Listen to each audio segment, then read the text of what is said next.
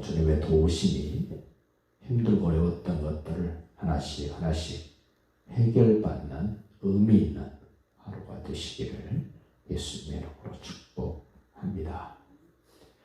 하나님의 사람을 만드실 때는 풍성한 삶을 살도록 만드셨습니다.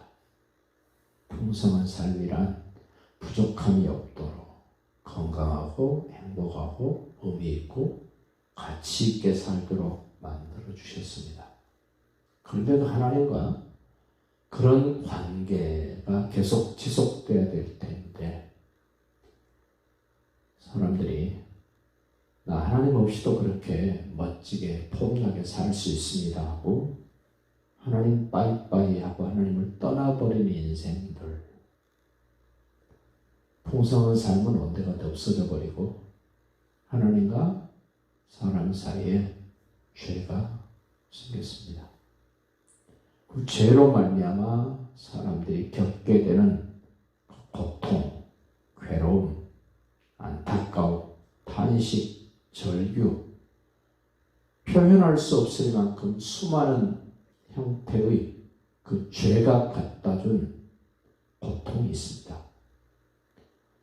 사람들은 죄의 문제를 해결하지 않고 고통의 문제만 해결해 보려고 애쓰고 애쓰다가 인생이 끝납니다. 그런 인생들을 바라보시던 하나님이 너희들 스스로는 죄 문제 해결할 수 없다. 그 죄 문제를 해결할 수 있는 유일하신 분 하나님이신 예수님을 보내주십니다. 그 예수님이 죄 문제를 담당하셨고 해결하셨습니다. 그럼에도 불구하고 아직도 사람들은 자기 스스로 자기 인생의 문제를 해결하려고 무던히 애쓰고 있습니다. 오늘 말씀도 보십시오. 너와 네가 세울 내 임금을 너희 조상들이 알지도 못하는 나라로 끌려갈 것이다. 결국 시드기야가 바벨론으로 끌려갑니다. 상상도 못했습니다. 하나님의 말씀을 듣지 않고 따르지 않으니까 그 나라를 대표하는 임금이 끌려갑니다. 왕이 끌려갑니다. 왕이 끌려간다는 말은 나머지 백성들은 더 말할 것도 없이 노예로, 종으로, 포로로 끌려가는 것입니다.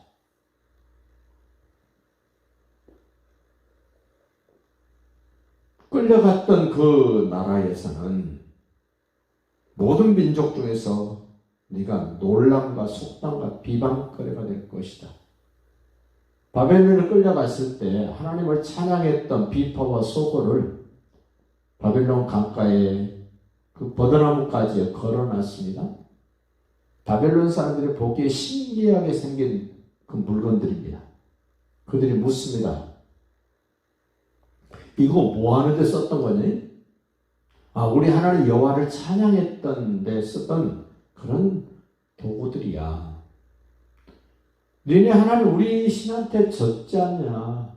그러니 너네 하나님을 찬양하지 말고 우리를 찬양하라면서 놀렸습니다. 이 말씀 그대로.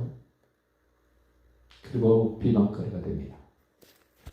바벨론의 포로로 끌려가서야 비로소 이 이스라엘 사람들이 깨달았던 것이 있습니다. 우상은 아무것도 아니구나 라고 깨닫습니다. 안타깝게도 우리 대한민국은 36년 동안 일본의 압제 아래 있으면서도 우상이 해결이 안 됐습니다.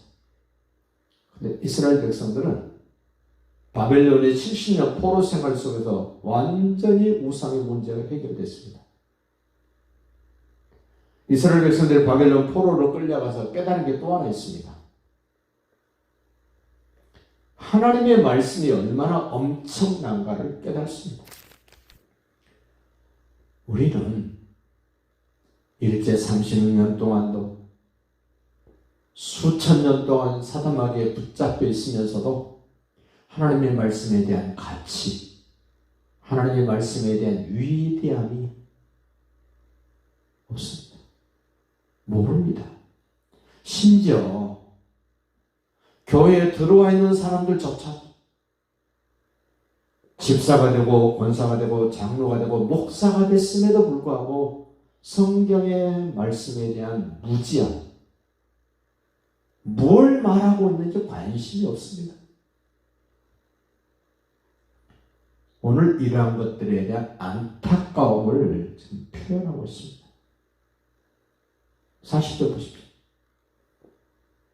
네 모든 경내에 감람나무가 있을지라도 그 열매가 떨어짐으로 그 기름을 네 몸에 바르지 못한다. 안타깝습니다. 39절도 마찬가지입니다. 네가 포도를 심고 가꿀지라도 벌레가 먹음으로 포도를 따지 못하고 포도주를 마시지 못한다. 실컷 일을 했는데 열매가 없습니다. 기쁨이 없습니다. 즐거움이 없습니다. 하나님을 모르는 사람들의 인생이 이렇습니다. 여러분과 저에게도 이런 기쁨과 즐거움이 없다면 돌아보셔야 됩니다. 내 인생은 뭐냐? 계속해서 말씀합니다. 41절도 보십시오. 네가 자녀를 낳을지라도 그들이 포로가 되므로 너와 함께 있지 못할 것이다. 안타까움입니다. 속상함입니다. 네 모든 나무와 토지 소사는 메뚜기가 먹을 것이다. 실컷 땀 흘려서 정성 들여서 해놨는데 소출이 없습니다. 열매가 없습니다. 다른 사람보다 더 노력했는데, 다른 사람보다 더 전략했는데, 다른 사람보다 더 열심히 살았는데 아무것도 없습니다. 아무것도. 왜 이렇습니까? 노력을 안 해서 그렇습니까? 전략을 안 해서 그랬습니까? 그냥 과소비를 해서 그렇습니까? 성경은 말씀합니다. 그렇지 않다는 겁니다.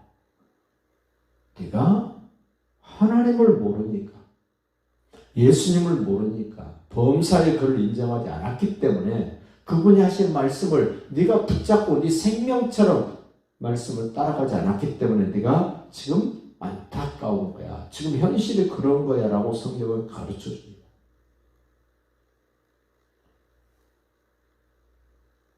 그 43절도 보십시오. 너희 중에 우구하는 이방인은, 떠돌이 생활하는 이방인들은, 더부살이하고 있는 그 사람들은 점점 높아져서, 나보다 점점점 높아져서 내 위에 뛰어나고 너는 점점 낮아질 것이며, 종이 주인보다도 높아져 버린답니다. 이런 경우가 어디 있습니까? 하나님의 사람인데 하나님을 인정하지 않고 예수를 인정하지 않고 말씀을 듣지 않고 따르지 않으면 이런 모양새가 된답니다. 사람들 얘기를 들어보면 그렇습니다. 옛날에는 우리 집이 참 좋았는데, 잘 살았는데, 내가 참 전에는 잘 나갔는데, 그런 얘기 할 거 아니고 지금 하나님과 나와의 관계가 어떤가를 보셔야 됩니다. 44절입니다. 그는 나보다 높아진 종, 우거인, 이방인, 그는 내게 구워줄지라도 너는 그에게 구워주지 못하리니.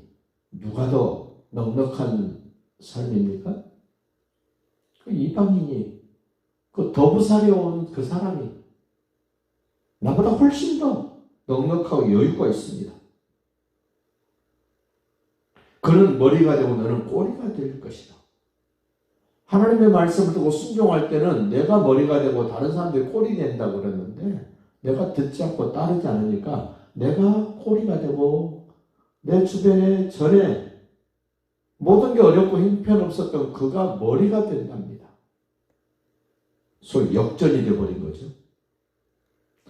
네 하나님 여호와의 말씀을 청종하지 아니하고 듣는 일에 실패하면 그렇게 된답니다. 내게 명령하신 그의 명령과 규례를 지키지 아니하므로 그렇게 된답니다. 무서운 경고입니다. 경고. 이 모든 저주가 내게 와서 너를 따르고 내게 이르러 마침내 너를 멸하리니. 마침 하나님이 얼마나 참아주셨는가를 보시고, 하나님이 얼마나 나를 믿고 나를 사랑하고 기다려주셨는가에 대한 표현이 마침내 멸망한다는 겁니다. 얼마나 오래 참아야 됩니까? 하나님이? 얼마나 더 기다려줘야 됩니까? 46절 말합니다. 이 모든 저주가 너와 내 자손에게 영원히 있어서 표징과 훈계가 되리라. 증거거리가 된답니다.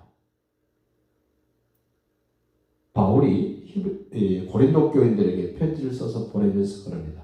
너희가 이집트에서 종살이하다 홍해를 건너는 것, 그리고 광야길에서 물을 마시고 만나를 먹었던 것, 너희의 거울로, 본보기로, 경고로, 훈계로 내가 기록해놨다 이럽니다.